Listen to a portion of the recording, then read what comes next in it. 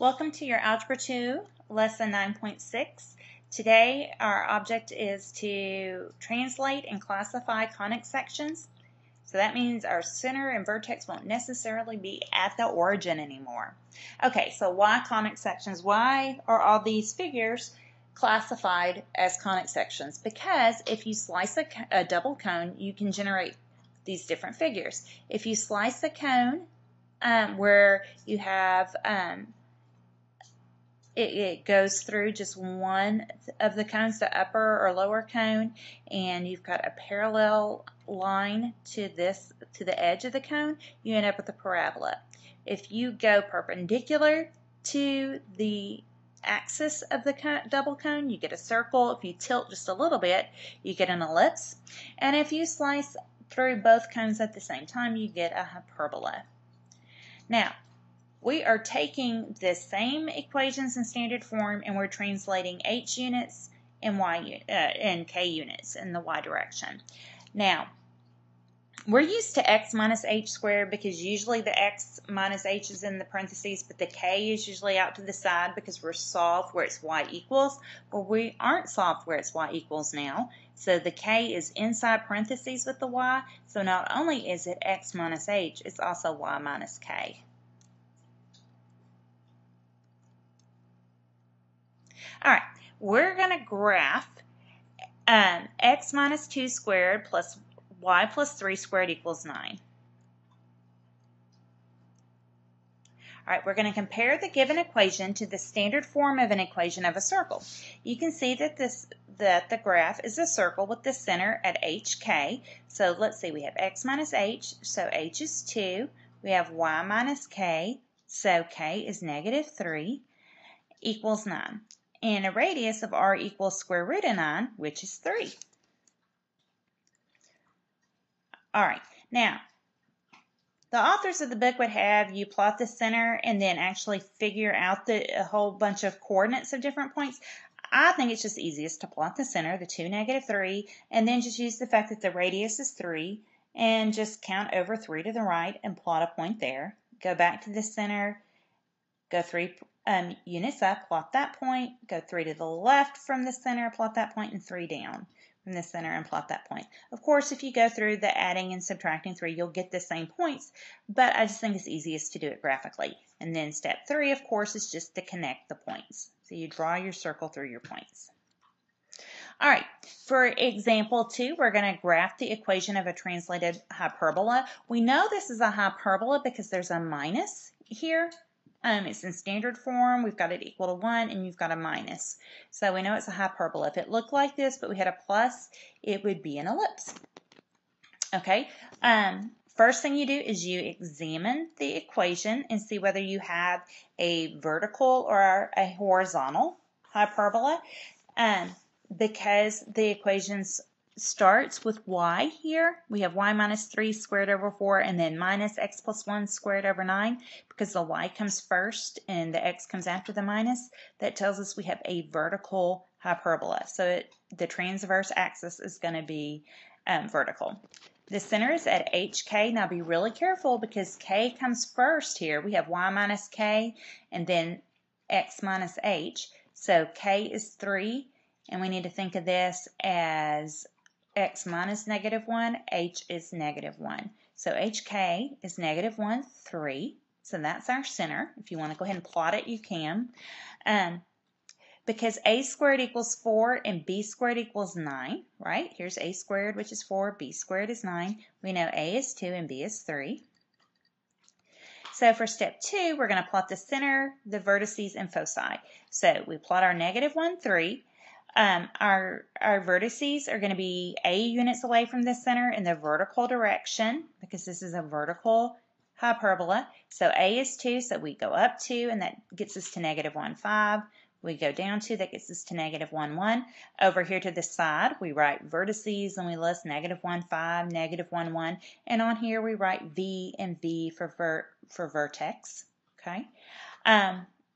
If you want to go ahead and put in your rectangle, you can. We've already gone a units up. We need to go b units to the left and to the right.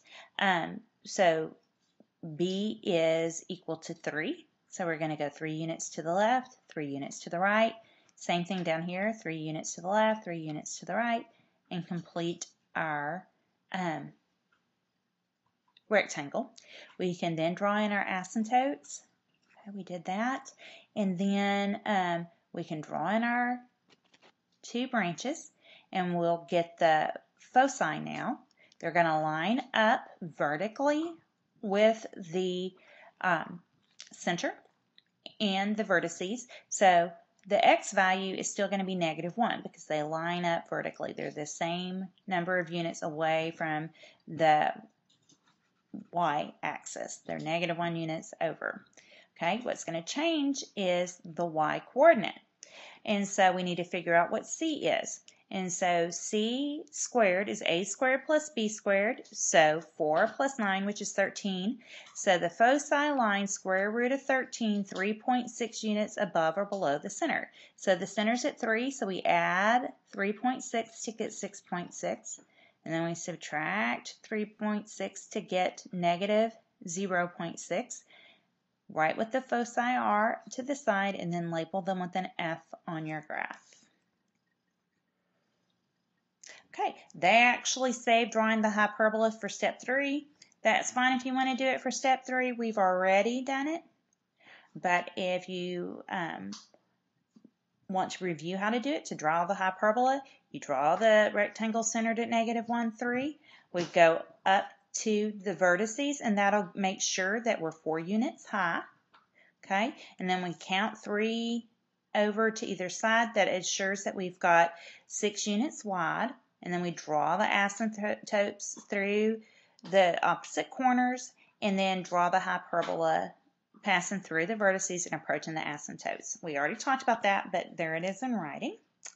Okay, for example 3, all right, we're now going to work in the other direction. We're going to write an equation of the parabola whose vertex is at -2, 3, and whose focus is at -4, 3.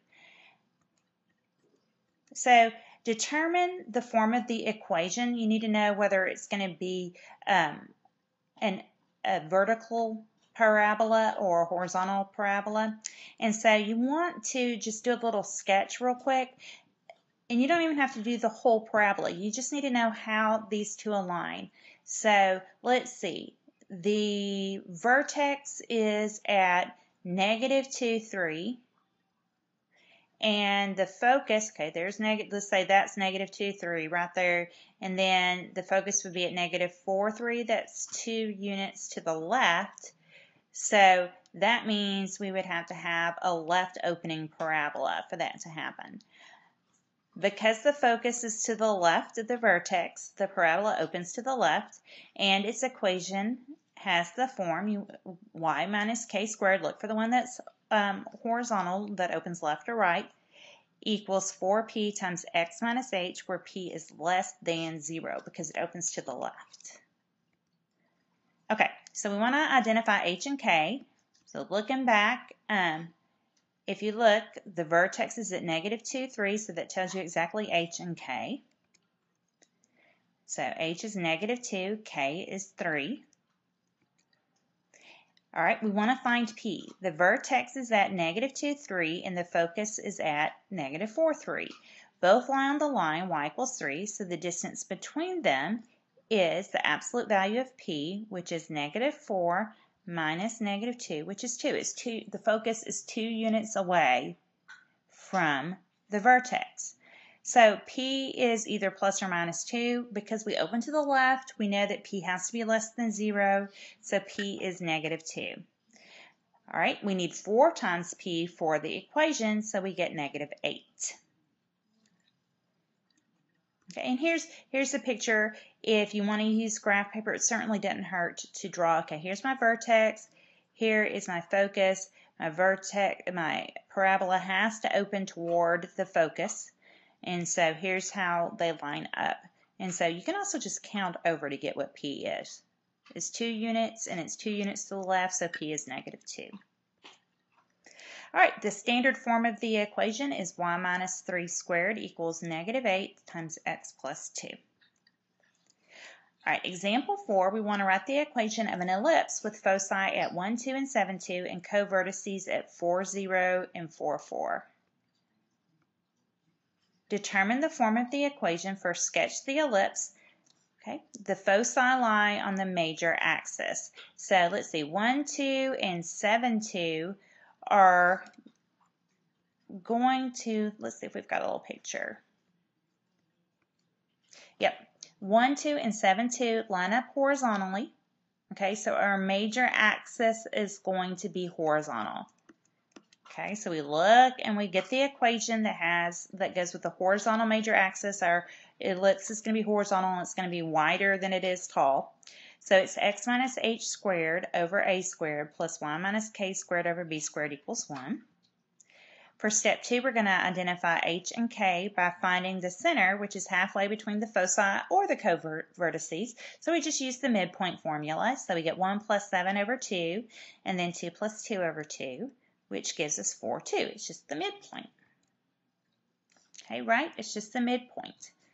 So the midpoint between the two foci give us the vertices. If we did the same thing with the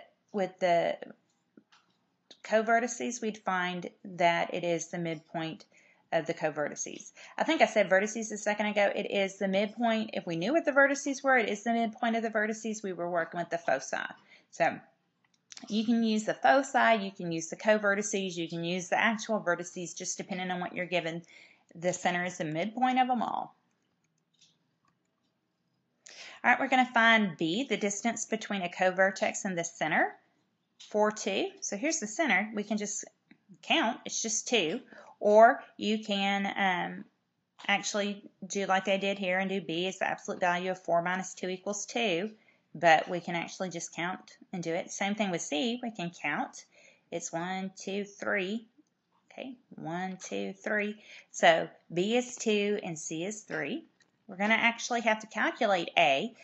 It is a fact for ellipsis c squared equals a squared minus b squared. So if we add b squared over, we get a squared equals b squared plus c squared. So 4 plus 9 is 13. So a is square root of 13. So square root of 13, that makes sense because it is between, let's see, square root of 9 and square root of 16. So between 3 and 4.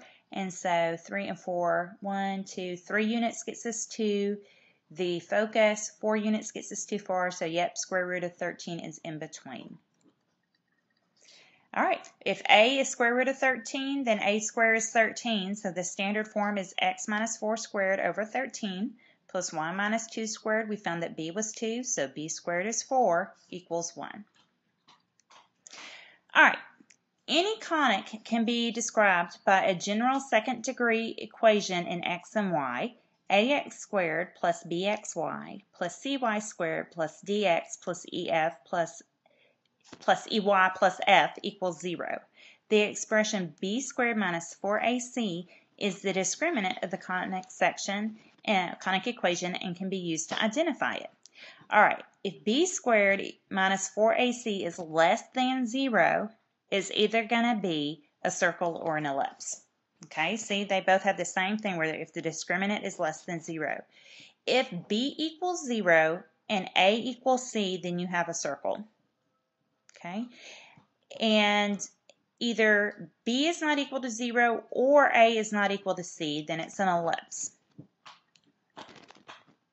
If you have b squared minus 4ac equals 0, then you have a parabola. B squared minus 4ac greater than 0, you have a hyperbola. So those two are pretty easy. It's just when you have to determine between circle and an ellipse that you have to investigate a little bit. Okay? If b equals 0, each axis of the conic is horizontal or vertical. Classify the conic given by 4x squared plus y squared minus 8x minus 8 equals 0, then write the equation in standard form. Note that a equals 4, b equals 0, and c equals 1. So the value of the discriminant is b squared minus 4ac, and that's going to be 0 squared minus 4 times 1, so we get negative 16. So just from the negative 16, we know that it's either a circle or an ellipse. Okay, now b equals 0. So this could be a circle. Just depends if a equals c. If a equals c, then we have a circle. If a does not equal c, we do not have a circle. A does not equal c, so we have an ellipse. To write the equation in standard form, we have to complete the square in x. That's how we get it in standard form. It's been a while since we completed this square, but you can do this. All right. So first thing we do is we gather up all the x terms together. So 4x squared minus 8x, and we add the 8 over to the other side. The y squared gets to stay on the same side as the x squared, but it's just kind of hanging out. Then we factor out the coefficient of x squared out of that set of parentheses. Remember, we've got to have it taken out. And then we figure out what we need to add to both sides to complete the square. Now, whatever goes in this question mark blank, we're actually multiplying by 4 on the left. So when we balance it out on the right, we have to do the same thing. We have to do 4 times whatever that value is going to be. Remember, the way you get that value is you take your linear term, little b, not big B that we were talking about a minute ago, but little b over 2, and you square it. So we would do negative 2 over 2, which is negative 1, squared is 1. So we're going to add 1 here and 1 here. Okay, but we're having to multiply by 4 because we're multiplying by 4 over here. Okay, x squared minus 2x plus 1 is a perfect square trinomial. It's going to be x minus 1 squared. On the right here, 4 times 1 is 4 plus 8 is 12. So here is the completed square form. Now we want to put it in standard form. So we're going to divide by 12. So we divide the right by 12 to give us 1. We divide everything over here by 12. So we're going to do the 4x minus 1, 4 times x minus 1 squared over 12. The 4 and the 12 will reduce down to a 3 on the bottom. Plus y squared over 12, there's nothing to reduce with it, and so that is the equation in standard form. So we've identified it as an ellipse, and we have the equation in standard form. Okay, guys, it's really important that you try those problems to try on your own. This is definitely going to be one of those lessons that as you work through the problems, it's going to become easier to do them, and your understanding will become greater. Remember, that's how you learn math, especially as you move into more complicated mathematics. It is learned by doing. So make sure you do those practice problems and you're ready to come into class and to work as soon as you get there. I will see you soon. Bye.